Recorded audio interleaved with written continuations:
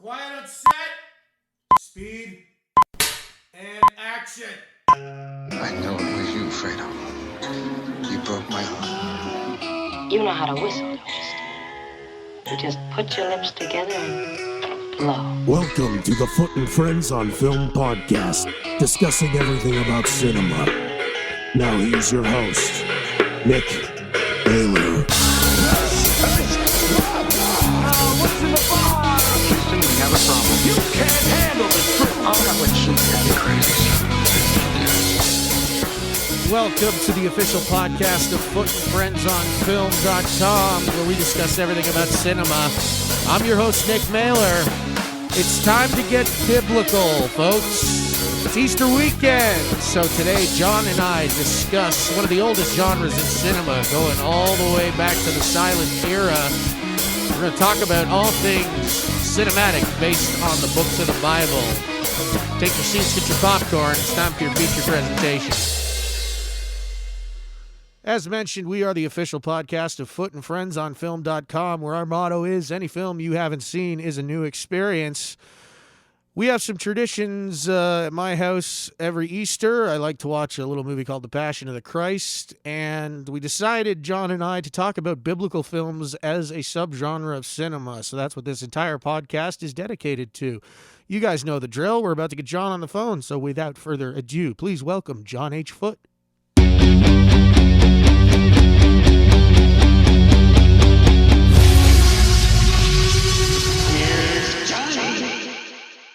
So, with Easter just around the corner, unfortunately, family gatherings aren't really happening now due to the COVID crisis. And we're here to talk about biblical films. Now, the Easter story obviously focuses on the death and resurrection of Jesus, but we're going to go through, we're going to expand a little bit, and we're going to talk about one of the oldest genres in cinema, the biblical adaptation. Many films have been made, taking many stories from the Bible.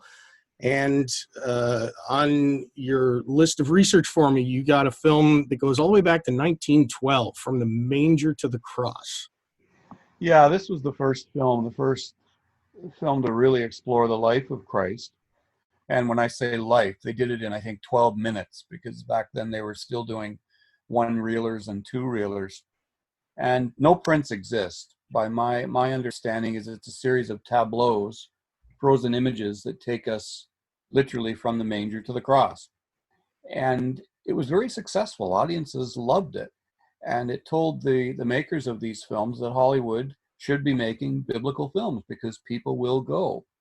And the first director really to grab onto that and fly with it was Cecil B. DeMille, who soared, with biblical films. Most of his greatest works were taken from the Bible.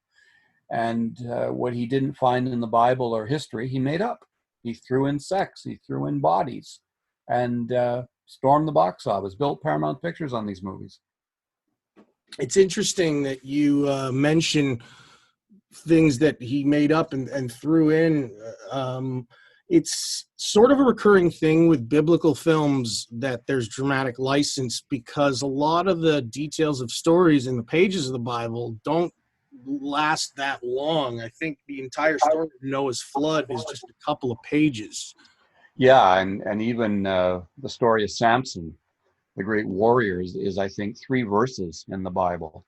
And with DeMille, he would bring in a team of writers, never just one, although his main writer was Jesse McPherson, and they would pore over history books, anything they could find, to flesh out the story. And what wasn't there, well, they made up. They decided what would work as a narrative film, what would entertain audiences, and what would teach audiences without, going too far over the edge. And that's what they gave us. It's only since, probably the last 20 years that movies have gotten really honest about the Bible, trying to portray it as realistically as possible.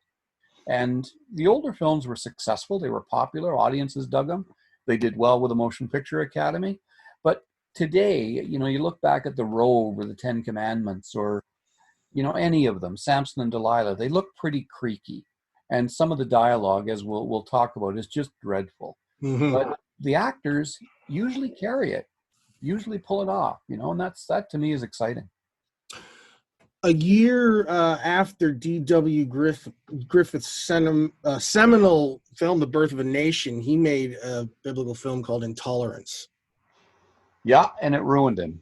It absolutely ruined him. The sets for Intolerance could be seen all over Hollywood. They towered over the studio, and he kept it fairly quiet. I mean, this is in the days long before the days of internet or even daily film criticism. He kept it fairly quiet as to what the film was about. And when it was released, it was another grand 3.5 hour spectacle that took us through the Bible. And audiences just didn't go. They just did not go. And watching Intolerance, I saw it in university, what parts exist of it now. And it's pretty slow. It's very much a snore fest. And they do include the story of Christ, but I hate to say it, it's almost an afterthought. It's like he filmed everything else and thought, well, maybe I should do this too, and made it. And it just didn't work. You understand with every fiber of your being while you're watching it why it failed, because it's just so miserable to have to slog through it. The first time Cecil B. DeMille made the Ten Commandments was in 1923. Yeah, and Craig Least actually wrote a great article on our website about the lost city of the Ten Commandments. For the first version of the Ten Commandments, location shooting was out of the question in 1923, but they could go outside of Hollywood, and they did. They went into the desert and made the Ten Commandments. Now, it's two films. It's two stories, rather. The first is the story of Moses, the Exodus from Egypt to the Red Sea, and then the giving of the Ten Commandments. The second story is a modern-day story, circa 1923, of living to the code of the Ten Commandments in modern times. The first half of the film is by far the superior, and it's the story of Moses getting the slaves out of Egypt and taking them into the desert where they nearly perish when the Egyptians come storming to them and they pass through the Red Sea. And they shot this, as I say, in the desert. They literally built a city, an exterior city with an avenue of sphinxes in the desert. And when they were done, they just left it. They walked away. And the sands of time eventually buried it. And there was quite an expedition to go into the desert and find this city and excavate it. And then they did. On screen, the entire film still exists. And there's a wonderful copy of it just released a month ago with the 1956 version of the Ten Commandments. And the biblical scenes hold up fairly well, with one exception. The performance of the guy playing Moses, Theodore Roberts, is wildly theatrical and over the top. He looks like the wild man of Borneo, just stepped out of the jungle with this crazy beard, dressed in rags with his staff, eyes popping open all the time, wildly imploring Pharaoh to release his people. I mean, it's just a horrible, hammy performance. The effects, the exodus from Egypt is quite remarkable. The chariots coming through those avenue of sphinxes is exceptional when you consider the equipment that they had at the time. And the parting of the Red Sea is surprisingly effective considering what they did. Rather than use water, as they do in the 1956 version, he opened, and it's hard to explain how he did it, but he opened the sea into two walls of gelatin and then poured water over top the gelatin so that it looked like it was always seawater and always moving, and then superimposed the slaves moving through this sequence. And it's quite effective, especially the scene where the water collapses back on them. And it displayed to audiences that the impossible could happen. I mean, DeMille showed them that what we can only dream of, what we can speak of, can happen in a movie. We can make that happen. And it leads me to a quote that I have as my email signature. In The Stuntman, Peter O'Toole says to Stephen Railsback, "If God could do the tricks we could do, he'd be a happy man." And I think this was the beginning of it on film. The parting of the Red Sea in 1923 showed that anything, absolutely anything, was possible on film. So audiences were quite thrilled to journey back and see what took place in biblical times, whether it was fiction, whether it was nonfiction. It was exciting cinema and spectacle, which they've always loved. Yeah, it's a great example of necessity being the mother of invention. I love that quote as well. We're talking about a few films here in the early age of Hollywood that would later be remade. The next one that comes to mind is the first adaptation of Ben-Hur from 1925. And what's cool about this one is that the 1959 version was directed by William Wyler and went on to win a record 11 Academy Awards, which has since been tied by Titanic and Lord of the Rings, The Return of the King. William Wyler was an assistant director shooting the chariot race scene on the original Ben-Hur. And who would have known that he would grow into this phenomenally gifted film director? 12 Academy Award nominations. He won 3. Gifted director who could move from genre to genre with absolute ease. This is the same guy that directed The Best Years of Our Lives, a deeply personal film about soldiers returning home. He just seemed to have no genre that he couldn't handle or couldn't do. He even moved into musicals late in his career, directing Barbra Streisand in Funny Girl. The original Ben-Hur is very similar to the remake. The story is essentially the same, and it's based on the book by General Lew Wallace, who fought in the Civil War. And again, the chariot race is the great centerpiece of the movie. And again, for a silent film, for the equipment they had, the cameras they had, they do a phenomenal job. The problem was making it. Several horses were injured and had to be put down. Several horses were killed, and 2 stuntmen were killed filming the chariot race. It was no holds barred. They let them go. And this is at a time when men hadn't used chariots for centuries, and suddenly they're doing it again. And I can't imagine handling 2 thundering horses around a track and hoping you survive, hoping you don't hit anything. But again, cinematically, it's a wonderful film to watch. It holds up remarkably well. The acting, again, silent film acting was always expressionistic and a little over the top. The only one that seemed not to do this was Chaplin. And everybody else just walked that line of becoming silly.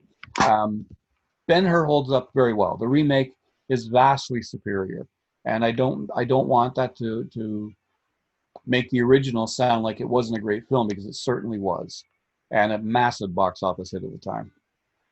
It's always a bit of a struggle for me watching old movies with horses, knowing stories like that about, long before there were any animal rights activists and stuff. They would just throw them to the wolves, so to speak.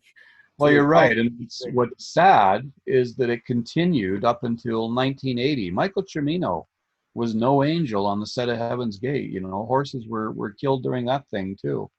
And thank God the animal rights laws came in to protect these animals. Yeah, it's just amazing. Think about how many genres and how many films just contain horses. Yes. Yeah. Going back the American Westerns, full of them. Exactly. There you go. In 1927, we saw The King of Kings for the first time. And again, a Cecil B. DeMille film. He walked into Paramount one day and said he wanted to make a movie about Jesus Christ. And he didn't want to start at the beginning. He wanted to start at the end. He wanted to really film the last 6 months of Christ's life. And because his films had made so much money for Paramount, they gave him a blank check and said, do what you want to do. Unfortunately, the movie was released in 27, just as sound was coming to the movies.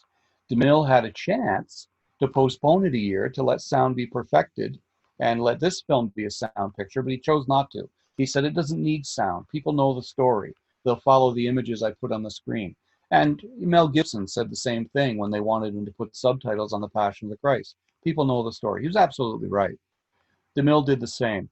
The one thing I disagree with DeMille and what he did was casting 51-year-old H.B. Warner, a brilliant actor, as Jesus. But I mean, he was too old. He was just too old to play the part. And when they put him on the cross, it looks like a 50-year-old man. He doesn't have the muscled body of a carpenter. He's got the body of an aging 50-year-old man. That said, his performance as Christ became a template, really, for all performances that were to follow. White Anglo-Saxon, which we know is impossible. Blue-eyed. We can't see that because it's black and white, but we know by his filmography he was blue-eyed. And always moved with a serene, almost otherworldly sense of movement about him, as though he wasn't quite from this world.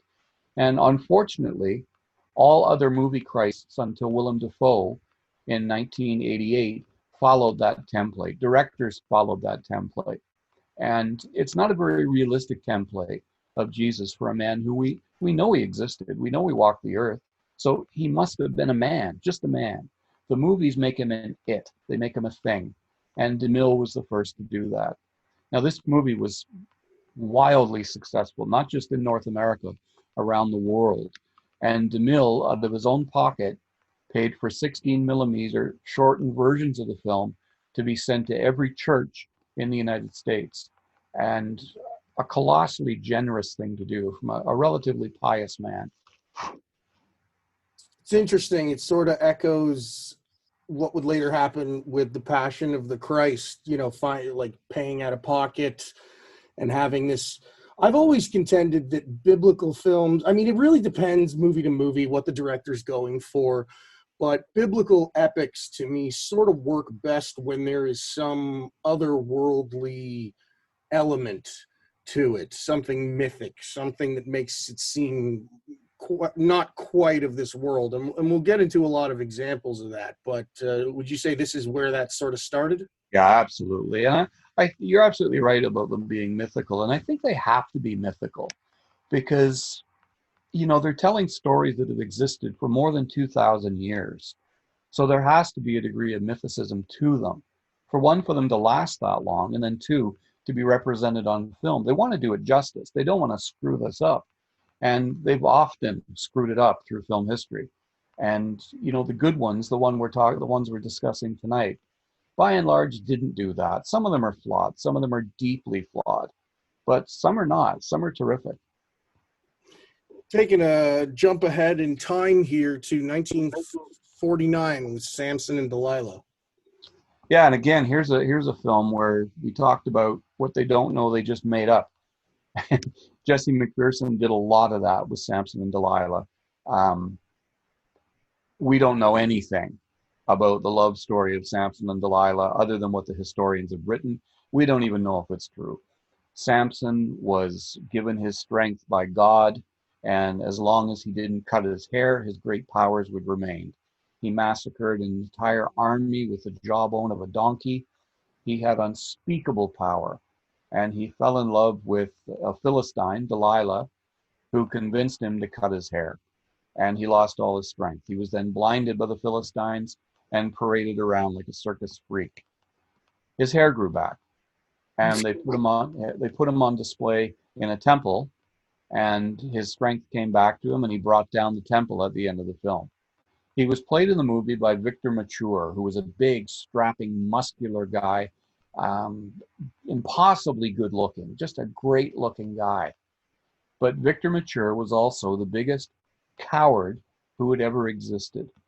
He complained about everything making this movie. The sandals hurt. The armor was too heavy.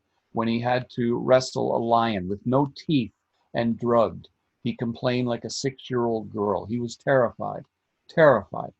And DeMille finally bawled him out on set. He said, "Mr. Mature, never in my life have I encountered a man who is such an entire coward." And it's a real paradox. If you look at Victor Mature and you think, what could this guy ever have to be afraid of? He was afraid of everything. He was afraid of water.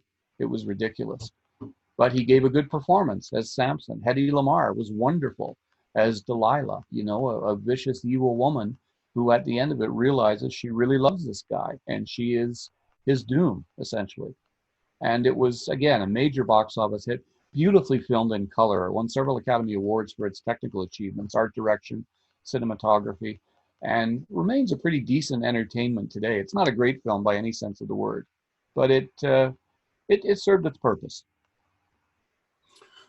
Let's talk about The Robe. You mentioned it earlier. The Robe was based on a best-selling novel about a Roman soldier who comes into possession of Christ's robe, the robe he was wearing before they crucified him. And it drives him mad. It drives him absolutely crazy. And his slave, Demetrius, or Victor Mature again, helps him come to terms with Christianity, helps this Roman soldier discover Christianity and Christ's teachings. And we never see Jesus in the film. We see his feet, we see his hands, but we never see his body.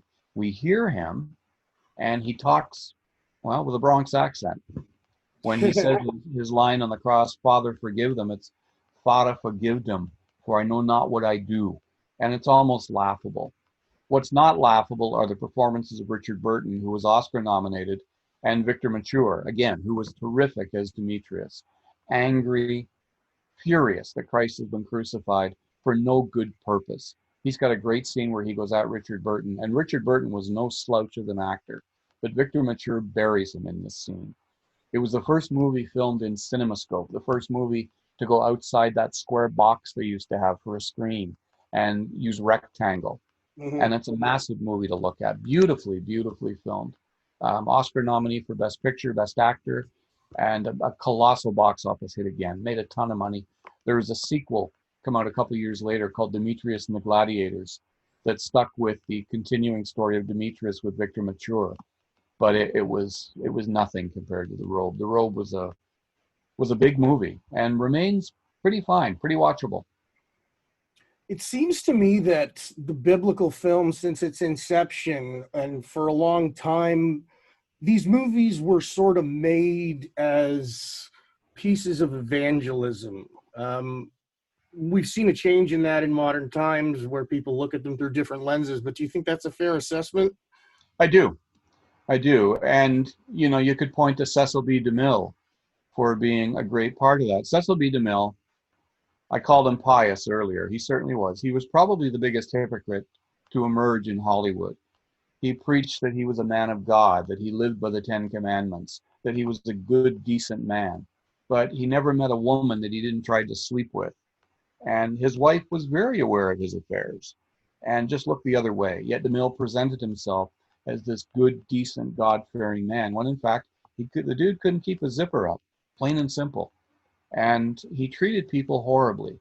He had a outfit he wore most of the time. He dressed in jodhpur pants. He always looked like he was going on safari. And that was what he wore on set most of the time. If he didn't have that on, he had a three-piece suit on. Nobody spoke when DeMille was speaking. You weren't allowed to. And if you were an extra or a secondary character, you didn't speak to him without first going through the assistant director. He was only speaking to the lead actors. He set himself up almost as a god on set. And that certainly didn't help his reputation as a human being, but he created Paramount Pictures, that's his, and he created the biblical epic. And those are his accomplishments. He did a lot. He remade his own film in 1956, The Ten Commandments. Now, wasn't this the film that sparked your fascination with cinema? It was. It was re-released in 1971, and I was 12. And my dad had talked about this movie often. And this is in the days before video, so you had to wait for a movie to be re-released back in the theaters.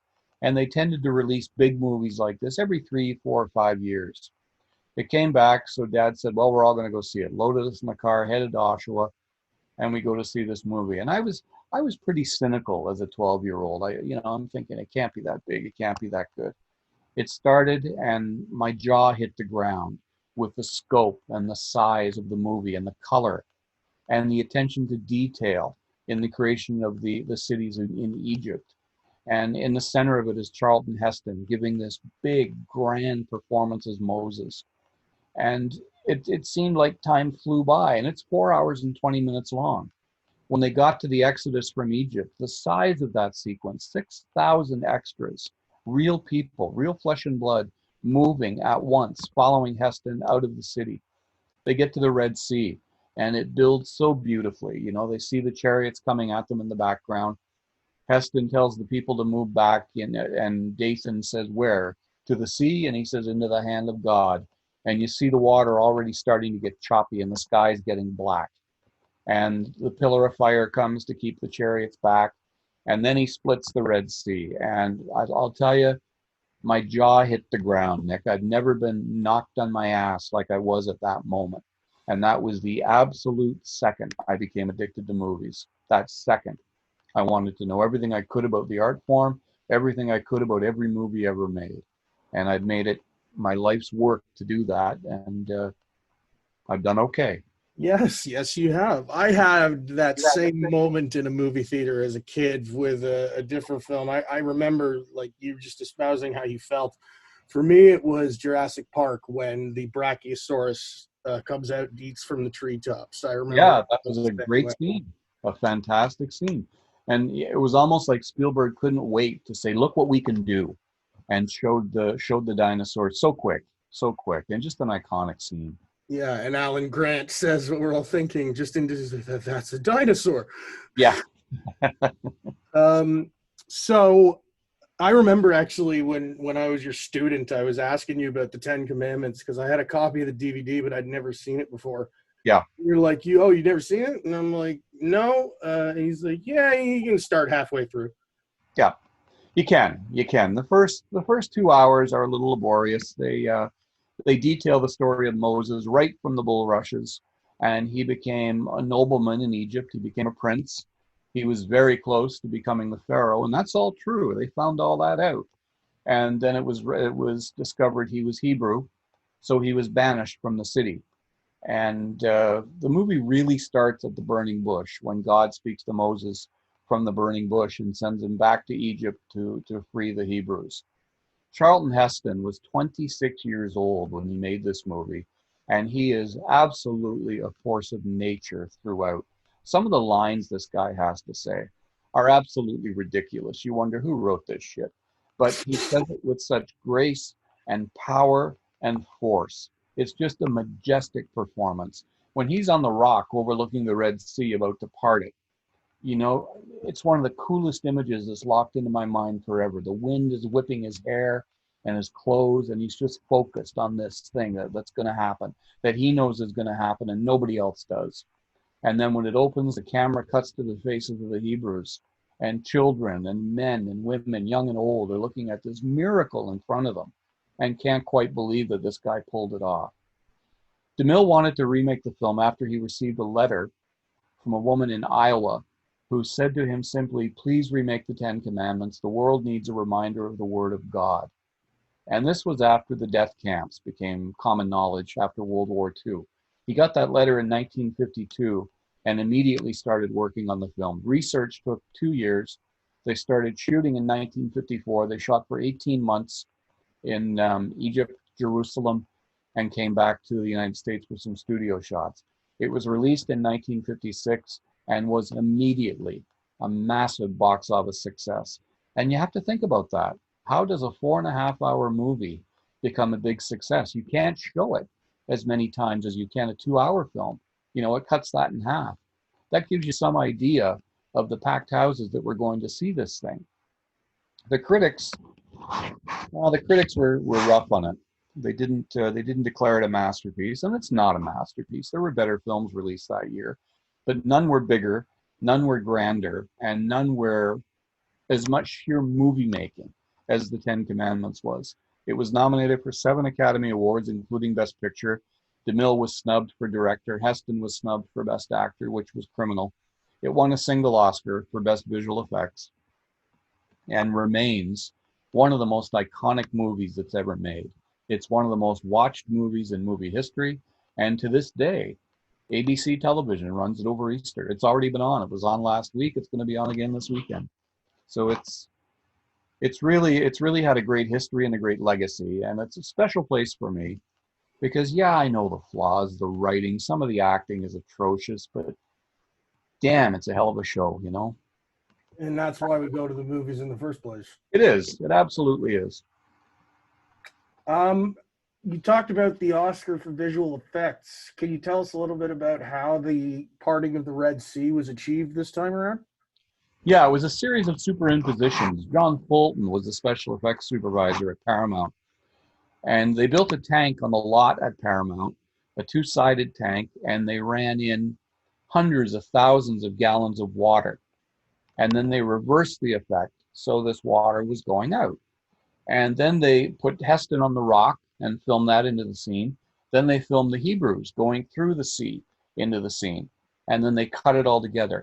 If you're really going to be bitchy, as I am, and look super close, you can see some of the matte lines. It's not perfect. It would be today. Today it would be absolute perfection. But for what it was in 1956, it was pretty amazing. And I saw it in 1971. I saw it 15 years after it was made. And it was still as good as the effects in 2001: A Space Odyssey, which kind of came in and became the landmark by which all effects were measured.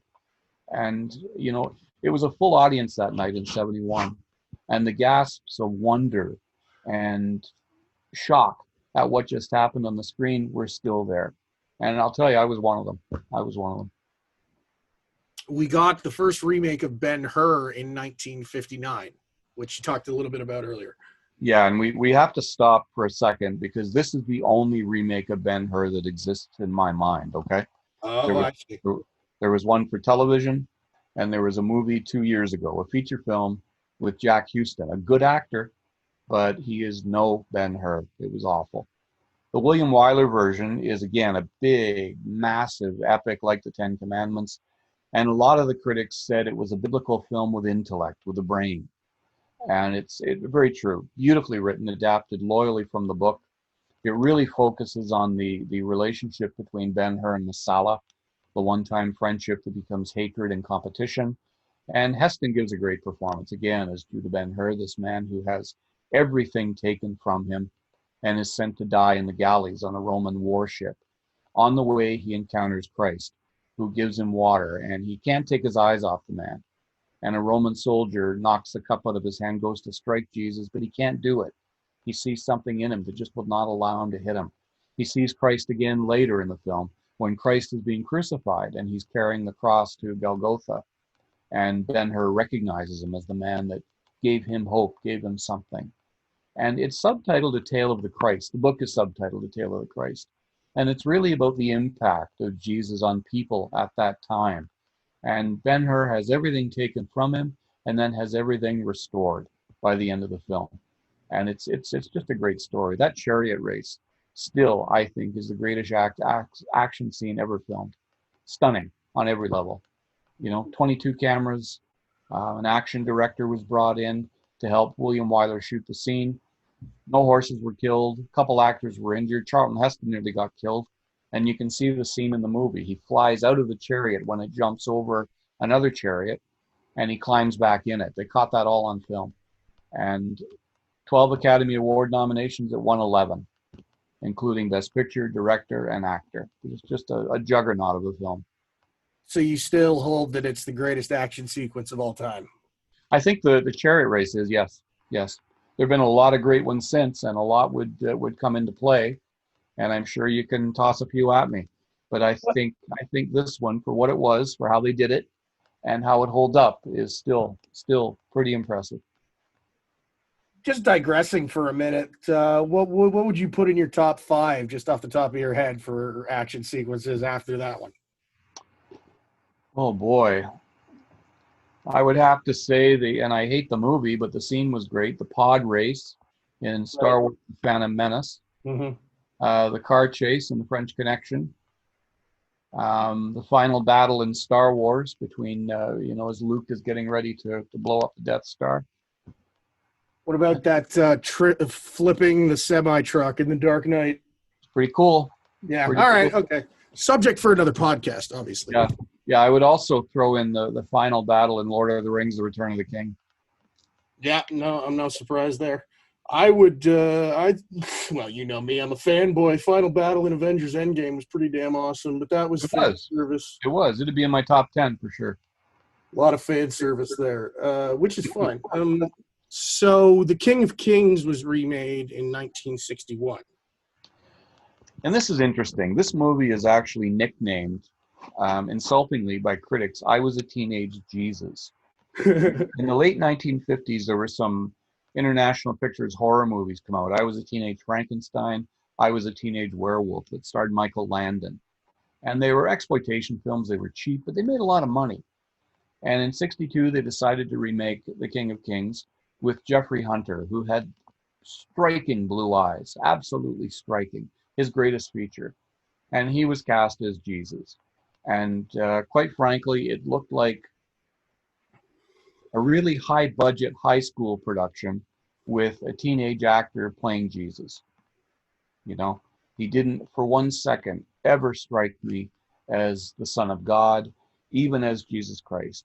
Just a mess of a movie. I don't know why they touched it. They should have left it alone. but they didn't. And 3 years later, George Stevens, a two-time Academy Award-winning director, wants to make a movie out of the book, The Greatest Story Ever Told. And where to start? For one, he casts Max von Sydow, a Swedish actor, as Jesus. Nothing wrong with that, except he has a Swedish accent, a definite Swedish accent. And everybody else in the film speaks British with a British accent. It becomes a spot the star movie. Everybody in Hollywood had a part in this movie. Sidney Poitier is in it. Rod Steiger. John Wayne plays the centurion who walks him to the cross. And he, rather than go to Jerusalem, which he could have done, he had enough money to do it, they shot the movie in Death Valley and Monument Valley, which is iconic for its use in Westerns. So you see Jesus with his disciples walking around Monument Valley, and the first time I saw it, I expected to see cowboys and Indians come around the corner shooting guns. Right. It's just a big, irresponsible, stupid movie. Every frame of it is just why? I don't know why they made it. I don't know why it exists. It has a single saving grace. Charlton Heston again portrays John the Baptist, and he is spectacular. He's just a little bit loony, loud, and dangerous.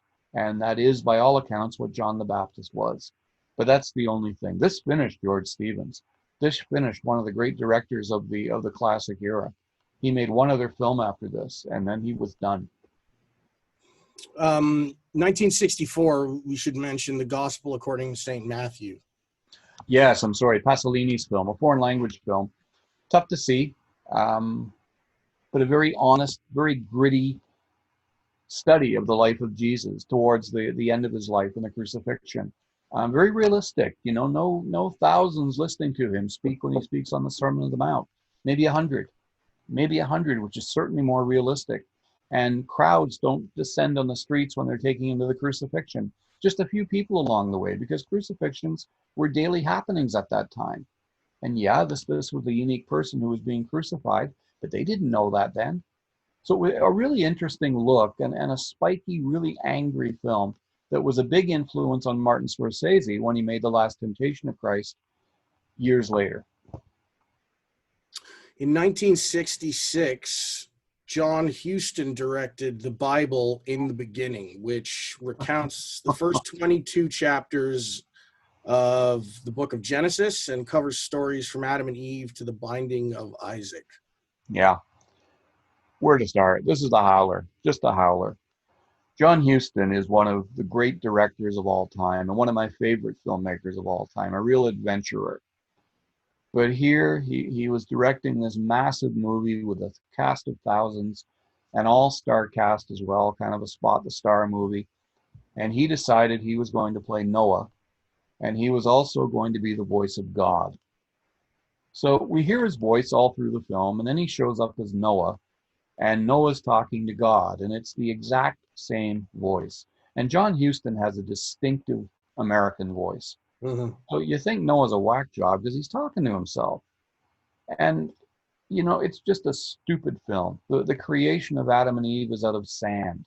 And you wonder, okay, the invasion of the sand people, is this what it's going to be? And Richard Harris plays Cain. And he's such a prick from the moment you meet him. You know he's going to kill somebody. You know it. And George C. Scott is so angry as Abraham. He too has to kill somebody, and obviously it's going to be his son, which is mercifully stopped. The Noah story is at least entertaining. At least it's funny. They have a good time with it. And bringing all the animals onto this massive ark is interesting to watch how they did it, but overall a huge box office failure. The intent was to bring a different director in every 2 years to film some of the Old Testament and present it as the Bible in the beginning, the Bible part 2, 3, 4, on and on. It failed so heavily, this ended it. The single grace moment it has, the musical score. It's one of the greatest scores I've ever heard, truly, but nothing else, just a mess.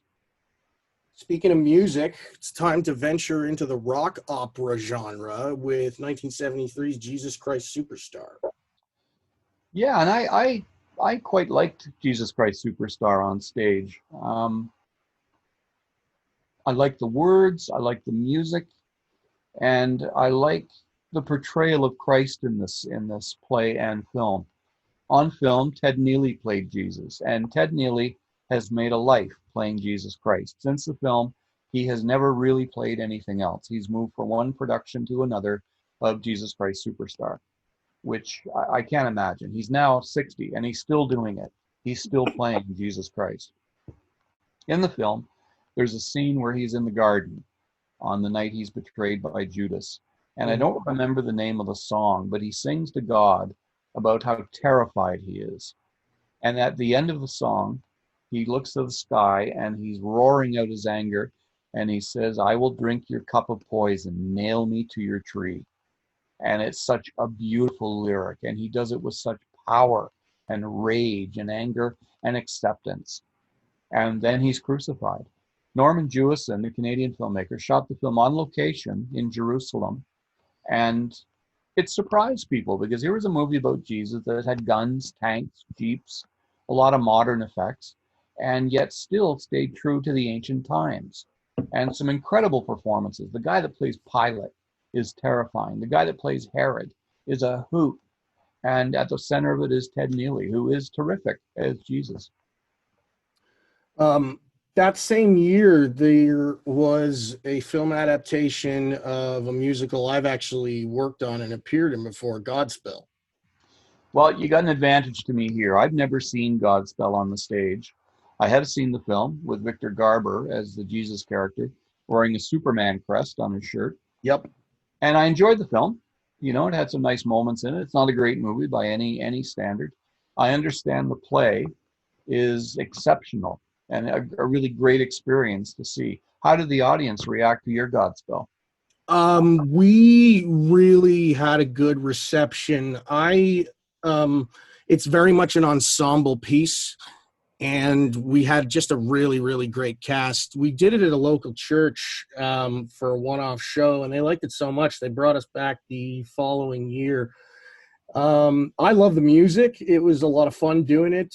My friend Eric played Jesus and had a Superman shirt on. We were actually allowed to sort of improvise and throw in pop culture references, Yes. this and that. I did an Ed Wynn impression. I did an Al Pacino impression. When we were getting all the animals on the ark, our music director played the Jurassic Park theme on the piano. So I was one of the animals, and I was a velociraptor going on the ark. We had a lot of fun with it. My friend Frederick Owens, who's a Broadway veteran, he was actually played Caiaphas in Jesus Christ Superstar. Yeah. In the I think it's 2000, the TV film adaptation of it. He's in that, and he was in the Broadway cast. He was in our production of Godspell. So there was a little bit of star power there. But yeah, it to me, it seems like you just need to have the right people. We all got to choose our own costumes and stuff too, and it's a lot of clowning. It was a lot of fun. Good. The film was mildly successful. It ran into the juggernaut that was Jesus Christ Superstar, and everybody wanted to see Superstar. I mean, it was the big movie of the moment. And unfortunately, the critics were a little rough on it. It still made a ton of money, and kept Norman Jewison working in Hollywood. I just actually remembered one more thing I was mentioning Godspell. When we, oh God, there were so many pop culture references. There was one of the parables was someone was talking about feasting, dancing, and partying, and we played the cantina music from Star Wars. And another moment when my friend was reading the lines about the prodigal son, he did a Marlon Brando impression, and I played my acoustic guitar during the show, and as he was doing it, me and the piano player started going. Oh my God. So that was fun. It's a show I'd like to revisit, actually, but Yeah. good fun. So 1976, Moses the Lawgiver. Yeah, this was a really low budget Italian production notable only because of Burt Lancaster, who is just an extraordinary actor. I love Burt Lancaster. And probably the most honest portrayal of Moses on film. Again, small scale, no thousands leaving Egypt when they go, maybe 100. And they get to the Red Sea and the tide goes out, which probably was closer to the truth. It's there only because it was a reasonably big box office hit in New York City. It played for almost a year at a single theater, and nobody really understood why. Burt Lancaster didn't know why. He said it was a little movie. They offered me a lot of money. It took 22 days to shoot. Who knew? So it's on the list for that reason. The 1978 miniseries Jesus of Nazareth. This was quite something. Robert Powell was an unknown actor. I knew him because he had played Tommy's father in the motion picture Tommy, directed by Ken Russell, and we think he gets killed, then he doesn't, and he comes back, and he does get killed. And he was selected to play Jesus Christ. And there were howls of protest from everybody, including some of the actors for supporting roles, until the first day of shooting. And this guy come in and knocked everybody on their ass. And watching the miniseries, I watched it a year ago, and it's Robert Powell that holds it together. It's probably the most iconic and very likely the finest portrayal of Christ in a film. Doing a movie like this, doing a movie true to the Bible and true to the belief of Christ being the Son of God. He's surrounded by Ernest Borgnine, Rod Steiger again, George C. Scott, Sidney Poitier, James Earl Jones, Laurence Olivier, and he blows them off the screen. He is absolutely superb.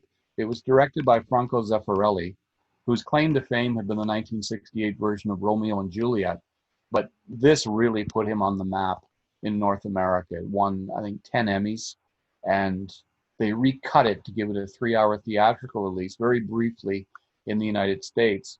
But then Zeffirelli screamed in protest and said, no, it was made as an 8-hour film and should be left as such. So they've left it as such. It hasn't get played on television for quite some time, which is a real shame. I have it on DVD, and every now and then I'll pull it down and watch it because he made a movie. He didn't make a TV event. He made a film, and it's very good. And Robert Powell is extraordinary. He never did another thing of note, but he did this once and was astounding. 1985, the film King David starred Richard Gere as the biblical king of Israel. Yeah, and again, I don't know why they made this. I am not a Richard Gere fan. I never have been. I think he is a pretentious ass, but he's had some big hits. This was on the heels of An Officer and a Gentleman. It was a chance to work with a good director, Bruce Beresford, and they went off to make a movie about David, who became the king of Israel. And it's a bore. It's an absolute bore. I'm shocked they made it in the 80s when the studios were so cautious about money and where they were spending their money that they would invest $10 million in this travesty, really. Gere was embarrassing. Absolutely embarrassing. We're coming up to a time when I guess controversy in biblical films have always sort of gone hand in hand, but it's reached an apex in 1988 when Martin Scorsese made his passion, no pun intended, project, The Last Temptation of Christ. Yeah, in 1972, he was given a book as a gift from actress Barbara Hershey, The Last Temptation of Christ by Nikos Kazantzakis, a Greek writer. And the book had been banned in several countries, and Scorsese read it, and being a Catholic and being a devout Catholic, he was almost a priest, immediately wanted to make a film. And at various times he was set to go and the money would fall apart. In 1981, it looked like it was going to happen with Robert De Niro as Jesus and Harvey Keitel as Judas, and the night before they were to leave to go to Jerusalem, the money was pulled. 2 years later, he was ready to go with Aidan Quinn as Christ. De Niro couldn't do it, he was busy. And again, the money was pulled. After the success of The Color of Money with Paul Newman, for which Newman won an Academy Award, he was having a discussion with Michael Ovitz at Disney. And Ovitz said to him, I can get you the money for this if you want to do it. And Scorsese said, it's all I want to do. It's the film I want to do next. And Ovitz went to Garth Drabinsky, who was running Cineplex Odeon Films at the time, and Dobrinsky ponied up $8 million to make the movie. And to make a biblical film in 1988, you need more than $8 million, but that's all they had. So he took it. He said, I can do it. I can make it work. The actors worked for scale. Scorsese took no fee. He said, I'll take mine on the back end when the thing makes money. The actors worked for like a standard $1,500 a week, I think it is, at the time. And the tradesmen who worked on the film deferred their fee, deciding they'll get paid when the movie makes money. They all believed in the movie. They went off to Morocco and shot the film in 41 days. It was going to be at the Toronto International Film Festival in 1988, but word leaked out that it was controversial and that the Vatican was losing their mind. So they decided to strike while the iron was hot and release it in August of 1988. And the Vatican did lose their mind. Just about every religious group going lost the mind. And it's an absolute example of blind faith will make you stupid. These people who listen to the Vatican, who listen to the religious leaders saying that this was an obscene film, this was a sacrilegious film, are fools, because it wasn't. Sherry and I went to see it the second day it was on in Toronto. I wasn't a critic yet, but we went to see it at the Carlton Cinema in Toronto, the only cinema showing it. And there was a lineup and there were protesters and picketers. And I asked one of them, I said, what was so terrible that you guys are doing all this? You know, I don't know. The church told us to get a sign and get out here. We haven't seen it. None of us are going to see it. And I thought, my God, the hypocrisy. I saw the film, and you know I struggle with religion. I know you do too. But for me, it was one of the most profoundly spiritual experiences I've had in my life. For the first time in movie history, Jesus was just a man. He was a man who heard voices, who built crosses for the Romans. He was a carpenter. He must have been for hire. And you take the work where you can get it. And he was terrified of what these voices were telling him, who he was, and what he had to do. And over the course of the film, he evolves. He becomes the Jesus that we know, this leader of men and decent man who preached love. The great controversy, and I still can't believe it was ever controversial. He's on the cross, he's writhing in agony because the crucifixion is depicted with absolute brutal honesty. And a child comes to him, a beautiful child, and he believes her to be an angel. And she offers him a chance to come down off the cross and live out his life as just a man. She takes the nails out, she kisses his hands, his feet, and takes him away from Golgotha. And we watch as he goes through his life in a montage. He marries, he has children. His wife dies, he marries again, he has children. He's shown having sex with Mary Magdalene, his first wife, and then realizes the child is in fact Satan, and that was the last temptation.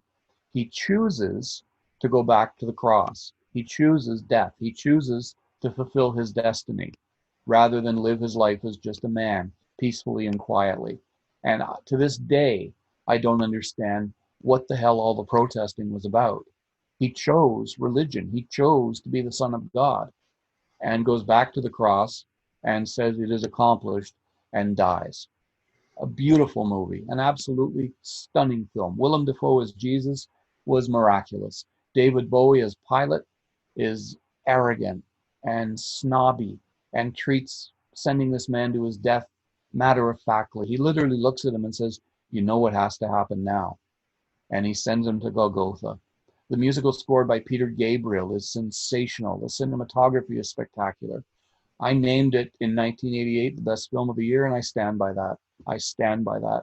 Better than Rain Man, Who Framed Roger Rabbit, Mississippi Burning, Dangerous Liaisons. The best movie of 1988. A masterpiece. It is a masterpiece, and I think I know what people had issues with is that you had a Jesus who was flawed. And that's not supposed to be the case. But you had a Jesus you could identify with, and you were able to put yourself in his shoes for once. And it's like he was human. My God, he was human. God forbid that he be a human being, that he experience lust and love and pain and fear. I mean, unbelievable that they couldn't handle that.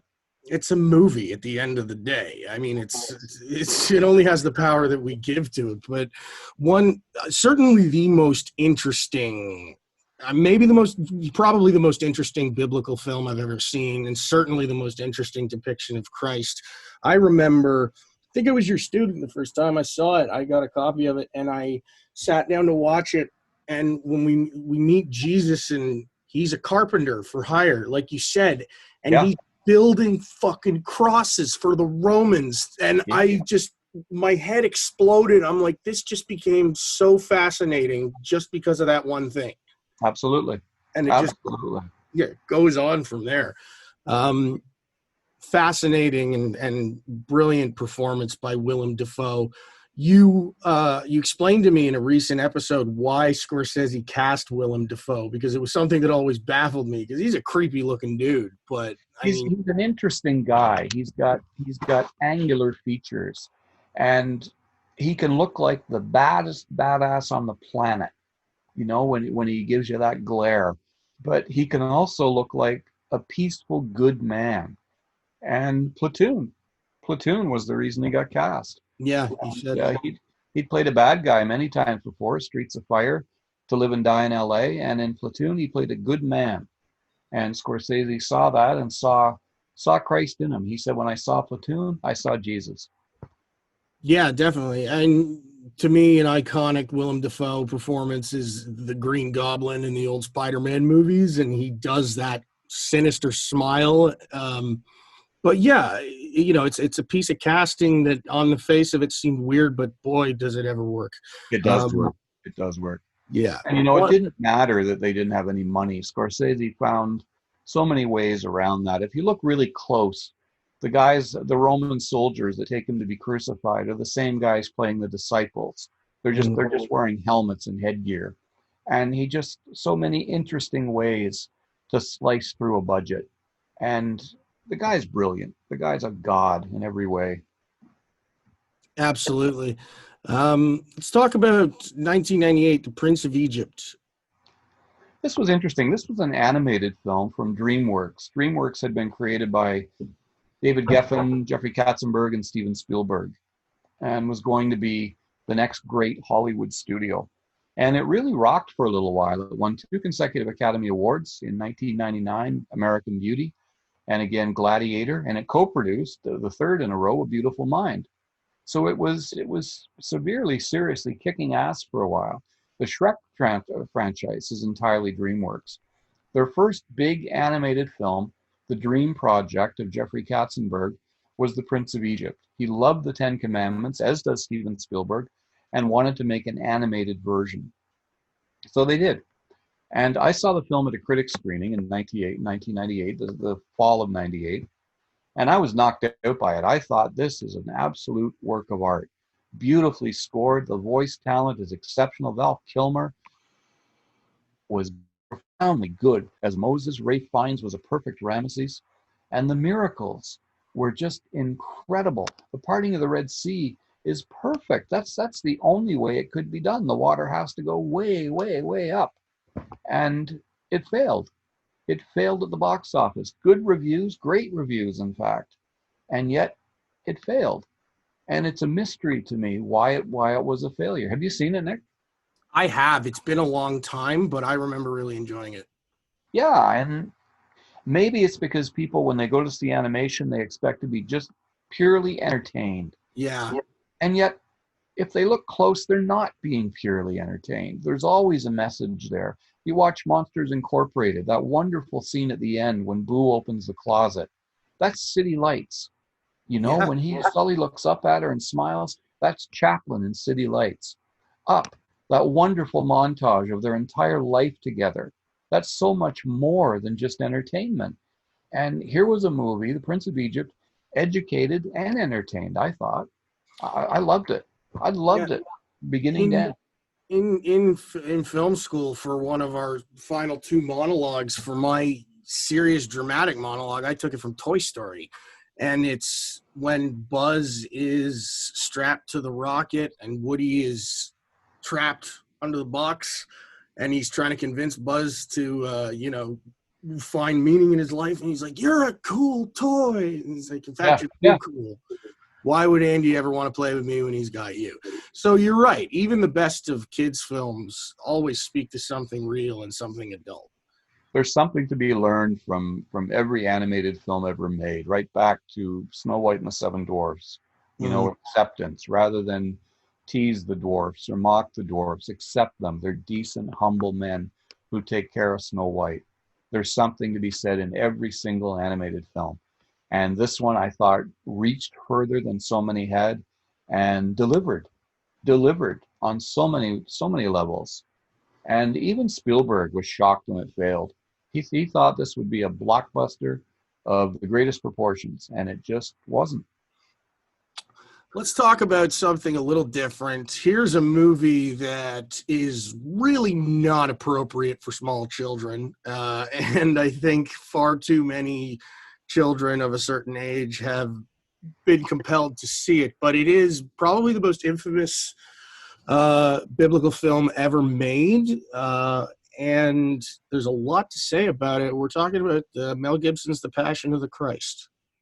Yeah, and I mean, we could do a whole show on the Passion of the Christ, and maybe we should sometime. I was watching it just about an hour and a half ago, getting ready for this podcast. Quite astonishing. Gibson wanted to make a movie about the death of Jesus and the resurrection, and he wanted to do it as realistic as possible. He didn't want to cut any corners. He didn't want to candy coat it. He didn't want to sugarcoat it. He wanted realism. So he and his team of researchers researched crucifixion, scourging, flogging. They researched Jesus, everything about him, everything they could find about the trial with Pilate. And no studio would put up the money for it. So Gibson said, well, I'll do it. So he took $30 million and plunked it into the movie and said, I can make it any way I want because no one's telling me what to do. And off he went to make the film. When they started screening it for religious groups, there was an immediate outcry about the violence. Gibson didn't want to put subtitles on the movie, but ballsy guy, man. When he went looking for distribution, the only company that would help him was Newmarket Films, a very small company. And they were quite happy to cut a deal that saw Mel Gibson get 95% of the profit, and Newmarket was happy with 5%. And this film made Gibson richer than God. Oh my God. He made $600 million off of this. And he's still making money with every Blu-ray sale, DVD sale. Yeah. Every time it's on television or pay-per-view, he makes money. Yeah. I watch it every Easter. Go ahead, Nick. I'm sorry. Oh, no, sorry. I was just saying I watch it every Easter. It's an annual tradition for me. Me too. It's my film of the night tonight. Yeah, I only caught the end earlier, so my mother can't watch it. It's too violent for her. It is too violent. I mean, the violence borders on being pornographic in some ways. I hate to say that, but it does. But it's real. And I remember the first screening I saw was a critic screening, and there were members of the elite clergy in Toronto invited. And one of them, I think he was the Catholic Church, got up and walked out of the scourging, wouldn't stay, sat in the lobby. And I stayed. I loved it. I thought it was a masterpiece instantly. And when I came out, he was being interviewed for television, and he was going on and on and on about the violence, blah, blah, blah, blah.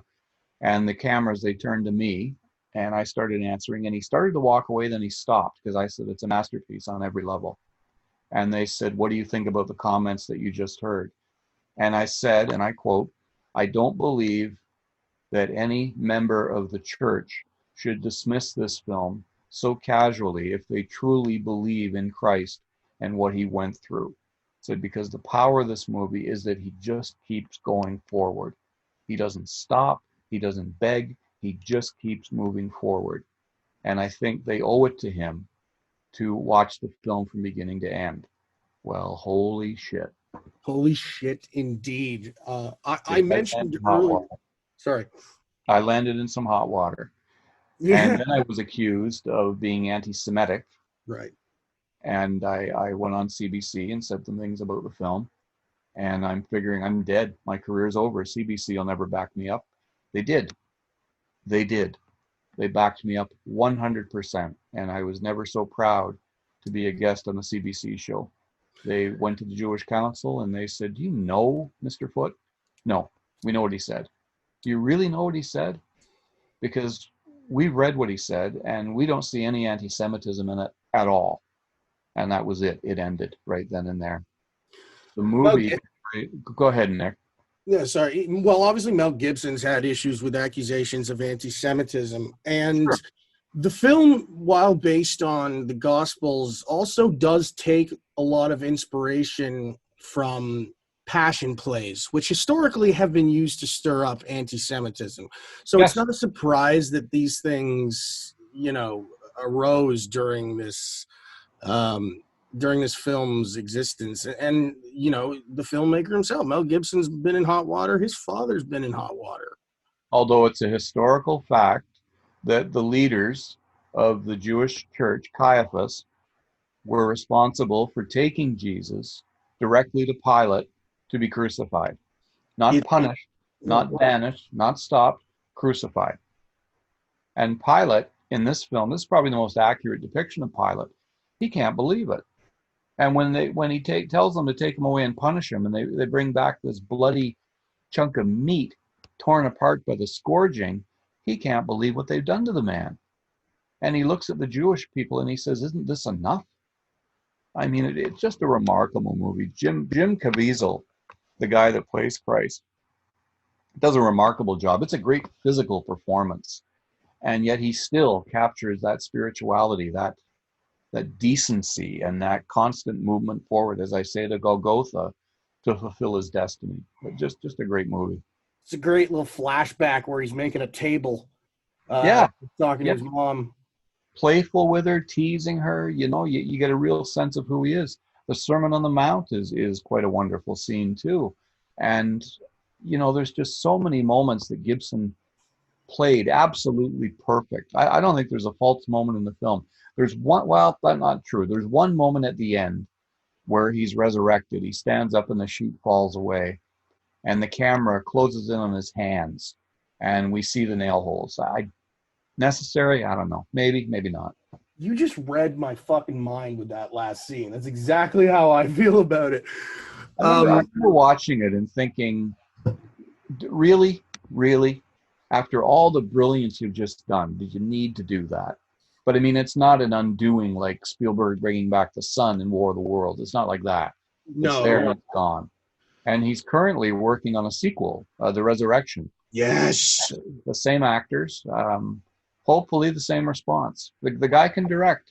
I'm so excited at the prospect of a sequel to this movie. And I remember thinking, how are they going to do that? And then I saw Mel Gibson on The Late Show with Stephen Colbert, and he started talking about it in this sort of cryptic language and, things that are happening around and the central characters after the crucifixion. And Jesus, it's a few days before he's resurrected, and he goes on a journey to the netherworld, and it hit me. I'm like, oh my God, he's going to show us hell.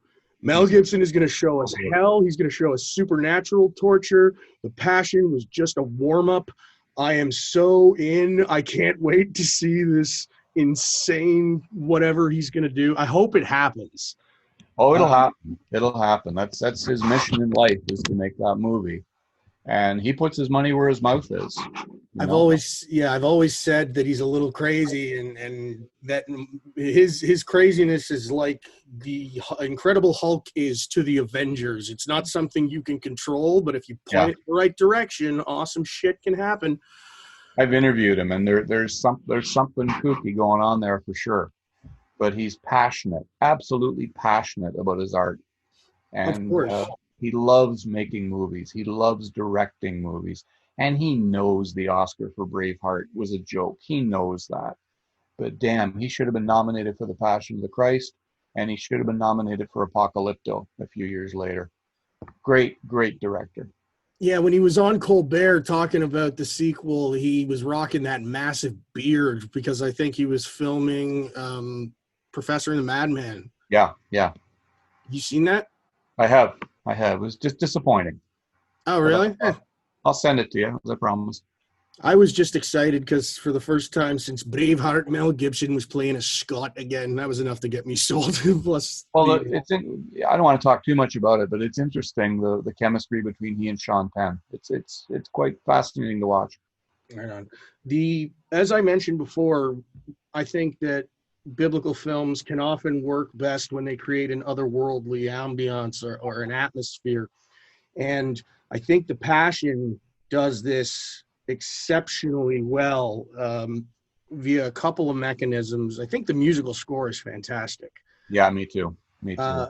And the other two elements that make it otherworldly, as batshit as the idea might have been, speaking in dead languages, combined with the violence, it creates that otherworldly feel to it. Well, it's interesting that in those times, in Roman times, there were actually men who sat around thinking of ways to torture the human body. That was their job, to find ways to break the enemy and cause them pain, not death, pain. That scourging scene is one of the only times in a film in my life I've looked away. And it was just staggering to watch it. The courage it took to put that on screen, to act it, and then have the guts to show what that whip with those chunks of metal did to a human body. There's one sequence, it tears away a chunk of flesh, and you can see his rib cage. Yeah. Unbelievable. And then the crucifixion. What a horrible, horrible way to die. And when they're hammering those nails into his hands, that's Mel Gibson. Yeah. That's his cameo in that film. Yeah. His strong, powerful hands wielding that hammer, it's wow. Yeah, his hands and feet do a couple of cameos in there. Yeah. And you're right about things that make it otherworldly. The other thing is the cinematography of Caleb Deschanel. Brilliant. How he lost the Academy Award, for which he was nominated for cinematography, I don't know. He lost to The Aviator. Fair enough. But I would think the edge would go to The Passion. It was a stronger film visually. I mentioned my mom. She's seen very, very sparse bits of the film, but I was watching earlier today, and I always have the same thought when I'm looking at Mother Mary during The Passion. I'm like, if I was Jesus and this was my mom, she would end up on a fucking cross right next to me because she would not be having it at all. My dad said that too. He said, if they were doing that to you, they'd better put me up there too. Okay, I think that was everything on that. Like you said, we could do a whole friggin' episode on that one movie. I should mention it was nominated for 3 Academy Awards, all technical, lost them all.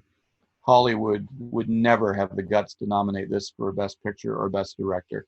They should have, and they know they should have. Martin Scorsese said publicly one of the grievous mistakes of the Motion Picture Academy was ignoring Mel Gibson's masterpiece. And that's Scorsese saying that, The Passion of the Christ. And he's absolutely right. That was the one other thing. I think the most violent film I've ever seen. Yeah, me too. I've seen a German film, Irreversible, a French film actually, Irreversible, right, that deals with rape, and yes, I've seen the most horrific violence towards a woman I've ever seen, but the most intensely physical violence I've ever seen is The Passion of the Christ. It's interesting you mentioned that movie, Irreversible, right? Yeah, I saw it. There's an interesting piece of trivia about that movie. The score uses what's called infrasound, which is a specific frequency or tone that's been shown scientifically to raise feelings of anxiety and unease in people. Yeah.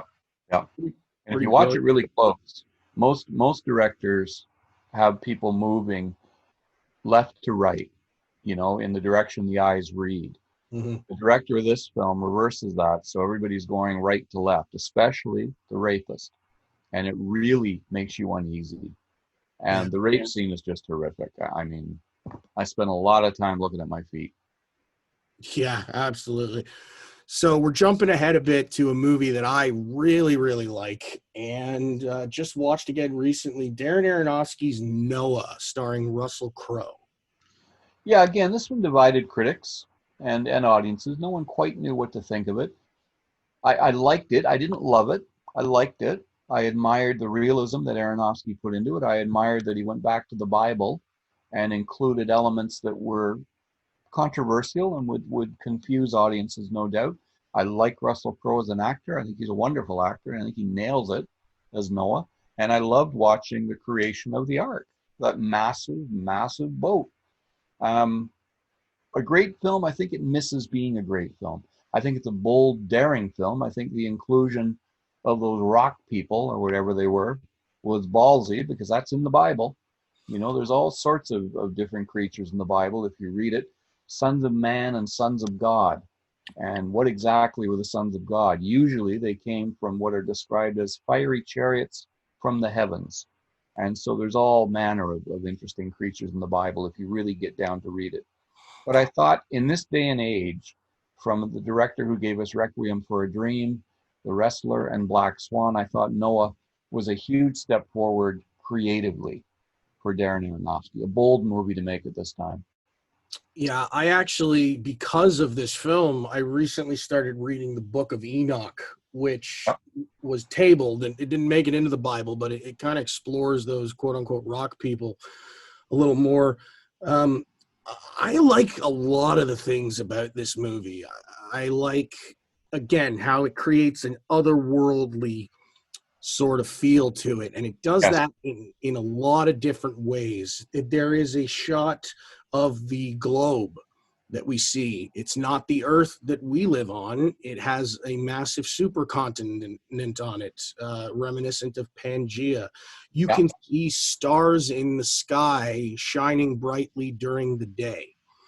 You can see that all of the animals are kind of like the animals we know, but slightly different. There's a scene early on where some hunters take down a wolf-like creature that has feather-esque scales to it, and it all suggests that pre-flood there was a different world. You know, this creation was something, just, you know, for lack of a better term, otherworldly. I think the performances are great. I love the silhouette shot when it's the exposition talking about how Cain killed Abel. Yes. And you see the silhouette of him bashing his head with a rock, and then it's those two silhouettes morph as different victims and murderers throughout all of human history with different types of armor and swords and guns. Talking about, you know, how when the first murder and then how it lasted throughout all of human history. I think there's a lot of very creative stuff in there. One thing I really liked was one of the biggest problems with the biblical story of Noah is the idea of how they tended to all those animals on the big barge. But in this, they just burned some incense, and all of a sudden the animals are all comatose for the duration of the trip. And I'm like, oh, that's brilliant. I never worked. It worked. Yeah, it totally worked. It reminded me of Peter Jackson's King Kong. The whole time I was excited to see that movie, but I was like, I can't wait to see how they explain this one thing. And like, how the hell did they get that gorilla back to New York? Yes. And they explain it by just completely ignoring it, which is fine. But in this movie with the Ark, it was explained in such a convenient way. Of course, the rock people we're talking about, these are angels that existed as beings of light. Yes. And they came down to help man and plummeted to the earth like comets, and then were encrusted in the rock of the earth for their betrayal of God. They're voiced by Frank Langella and Nick Nolte, and it just adds to this whole other mythical factor that I really like about this movie. It's one I've watched a few times, and it brought a real fantasy element to it, which I liked. I mean, the only Noah we've had or really remember is John Huston, and I like that it was an absolute complete departure from that shit, you know, in every way. And it's typical Aronofsky. It's gutsy and it's real. He doesn't make anything that's not courageous or realistic, and kudos to him. Yeah, for sure. And when they're on the ark and Noah tells the story of creation, which blends the Genesis account with a more sort of older, deep time interpretation of the 6 days, them being mass expanses of time. And it shows Big Bang cosmology and the formation of the Earth, and even accurately shows the formation of the moon, and then animals evolving forth after their own kind. That whole sequence is breathtaking. Yes, it is. It is. All right. Let's talk about the film Risen. Risen was a kind of an unexpected, kick-ass little masterpiece, I think. It came out of nowhere. It stars Joseph Fiennes as one of the Roman soldiers who crucified Christ, and he discovers the body missing. And he is charged by Caesar to find it, ASAP, find it, and figure out where it's gone. We know, because we're following two stories, Jesus, portrayed by an actor named Cliff Curtis, has risen and is back with his people. And the centurion just doesn't believe that it's possible that Christ has risen. And the more he follows him, the more he looks for him and talks to people who knew him, the more he becomes fascinated with the fact everybody believes he's risen. How is it possible? They crucified him, they stabbed him, they made sure he was dead, and they buried him. How is it possible? And the faith they have that this has happened rubs off on him. And he finally walks into a hut where a bunch of them have gathered, and there's Jesus Christ. And he doesn't run. He doesn't try to get away. He sits down and he talks to the man. And the soldier is converted. He becomes a Christian at that moment and believes forever in Jesus Christ. And it was just such an out of nowhere movie. No one expected it. Nobody really even knew it was coming until it was in theaters. And Joseph Fiennes was in Shakespeare in Love and really has not done a whole lot else throughout his career, but he is terrific in this movie. And Cliff Curtis gives one of the finest depictions of Christ I've ever seen. I wish the whole movie had been about him, because he was just so interesting to watch. And I loved it. Absolutely loved it. It was a hidden gem. It was a nice surprise to discover, and holds up really well. Cool. I'm going to have to check it out. Indeed, do. You'll like it. The Young Messiah. Yeah, again, this one tried to be what Risen was. Mm-hmm. And, a big effort to make a movie about Jesus, a little boy, and, the Hebrews discovering who he is, who he's meant to be, accepting the fact that he's the young Messiah. He's mocked by the elders at the church until they actually speak to him. And the Bible talks about this, Jesus speaking with these people and turning them over to his side. But on film, it comes across as a gimmick. This little kid, the Son of God, can spout everything that he's needed to spout and make these people believe in who he is.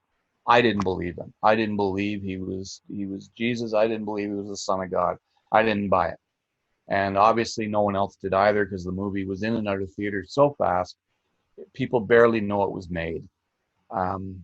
Well costumed, well shot, but nothing else. Not a single redeeming quality. That scene you're talking about is like the one part of the Bible where we see Jesus between his birth and the beginning of his ministry. Yeah.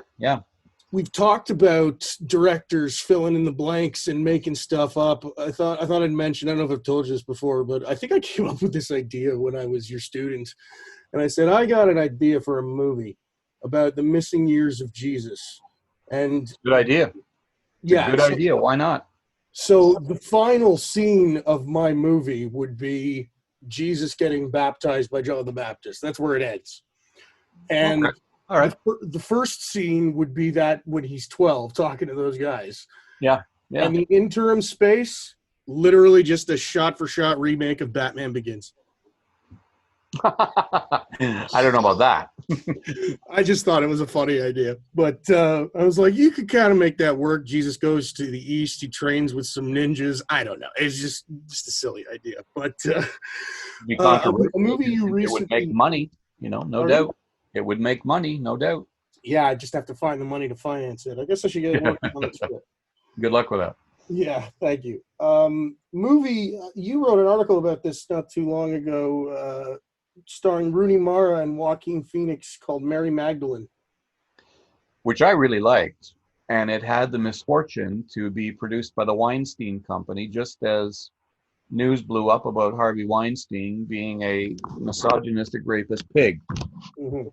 And so it was kind of, well, it was kind of dumped, you know, and it eventually came out on DVD, and I couldn't wait to see it.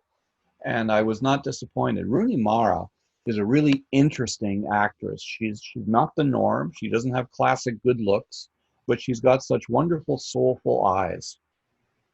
And she plays Mary Magdalene in the film. And of all people, Joaquin Phoenix is Jesus Christ. Yeah. And he's terrific. He is terrific. He smiles. He seems to exude goodness. And I was stunned. I was absolutely stunned by the film. One, that I liked it so much, and two, that it was so very good. And what a shame it didn't get a bigger release. I don't think it would have got Oscar attention, but I think it would have brought people in to see it and perhaps continued the conversation that Joaquin Phoenix might be the best actor of his generation. Interesting movie. Yeah, Joaquin Phoenix playing Jesus, to me, it reminds me of Willem Dafoe. Here's another guy who can be a great creepy bad guy, Absolutely, absolutely. but he pulls it off. You're saying, right? I haven't seen the movie. I got to get my hands on a copy He of it. does in every way. He pulls it off. He's a wonderful Christ. Right on. All right, we've sort of gone through the timeline of all the major biblical films that we wanted to discuss. I want to just mention a movie which I guess you could say is biblical in some ways, but I think it's a really great. Actually, there's two from this same director, but the one I want to mention is Kevin Smith's Dogma, which I love, and it was met with protests, not unlike The Last Temptation of the Christ, and legendarily, Kevin Smith himself joined one of the protests, posing Yeah, as a protester, and he was yeah. even interviewed by the local news. And when he was asked what he didn't like about the film, this harkens back to what you said about the protester. He said, "I don't know. I've just heard it's not good." Yeah. Yep. I saw Dogma at TIFF in 99 or 2000 and loved it, like you loved it. It's irreverent, it's funny, it's blackly comic and works on every level, and some inspired casting choices. Um, Love Ben Affleck in it. he's great in it, and Matt Damon is terrific in it, and Chris Rock. Alan And Rickman. Alan Rickman is dynamite. And the rock singer who plays God, what's her name? Alanis Morissette. Alanis Morissette is terrific. She comes out of the church, this bouncy, smiling hippie who can't speak or she'll kill you. But she's terrific. And it just has so much good stuff in it. And if people were offended, they're idiots. They're obviously not watching it because it's absolutely not a movie to be offended by. It's a movie to embrace. Got a rubber poop monster in it. Yeah. Yep. And I don't know if the disclaimer was added later, but there's an on-screen disclaimer at the beginning where he's warning people about getting upset about the movie. And he says, even God has a sense of humor. Look at the platypus. Yeah, that thing was at TIFF. That warning was at TIFF. And he Right. actually he introduced the film to the press, and he said, guys, all I ask is that you realize it was written by a fat comic book guy who likes to, I think he said, bang his wife in small pot and have fun making movies. That's what he said. At the end of it all, it's just a movie. And the film unspooled, and it was terrific. I love Dogma. Yeah, it's one of my favorites. And there's a great moment in there with Alan Rickman where he's sort of telling Bethany about her mission and her destiny. Oh, yeah. Yeah. He's explaining that Matt Damon is the angel of death. And he says, when the floodwaters wiped out everyone except Noah's menagerie, that was Loki. When Sodom and Gomorrah was destroyed, that was Loki. And then he goes on to say, so one night after Loki's wiping out all the firstborn of Egypt, and she interrupts him and goes, the 10th plague. And he gets upset and he says, tell someone you're the Metatron and they'll stare at you blankly. Mention something out of a Charlton Heston film and all of a sudden everyone's a bloody theology scholar. I think it's Smith's best movie. I'm a big Chasing Amy fan, but I think this is his best film. Yeah, I kind of have to agree with you there. He made another movie about religion in a very different vein in 2011 called Red State, which was nothing like anything he'd ever made before. I mean, the script, you can tell it's Kevin Smith writing it, but this is a movie that looked like a Quentin Tarantino movie. And I think it's got Michael Parks plays this crazy pastor who is based on the real life Fred Phelps from the Westboro Baptist Church. And he's brilliant in it. And with all the singing he brought to it and everything, I think it's another really brilliant commentary on faith in the modern era. I think Smith is a lot smarter of a guy than people give him credit for. I totally agree with that. I wish he would make more movies. I wish he would write more and make more films, because that's what he does best. Yeah. But he is a big inspiration to me as a podcaster, and that's what we're doing right here. Absolutely. I got to meet him thanks to you. In 2011, Tusk was at TIFF, and you got me tickets to the world premiere. I remember you were asking me that year, is anything you want to see? I'm like, I want to see this, and I don't care if I see anything else. I remember that.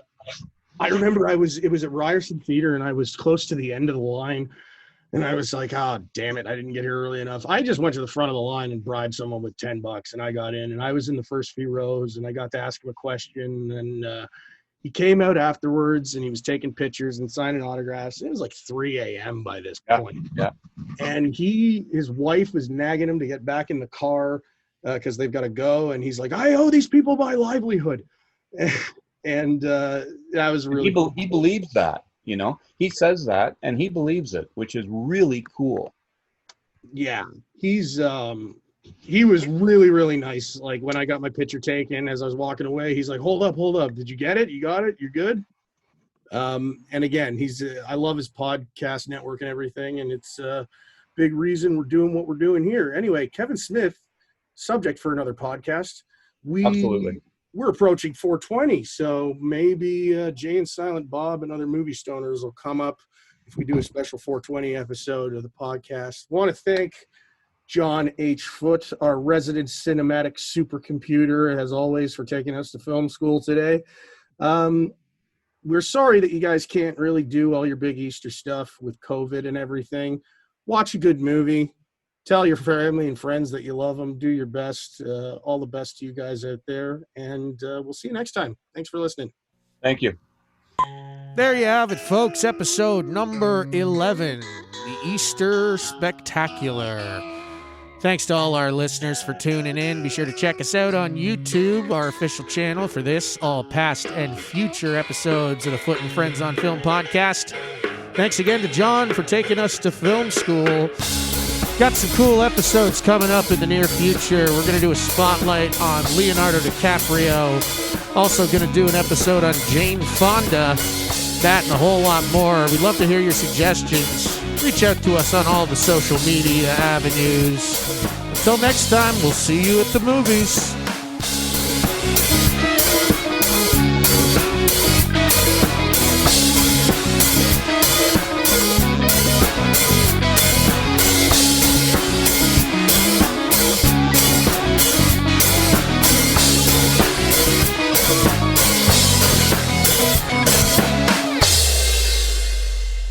And cut.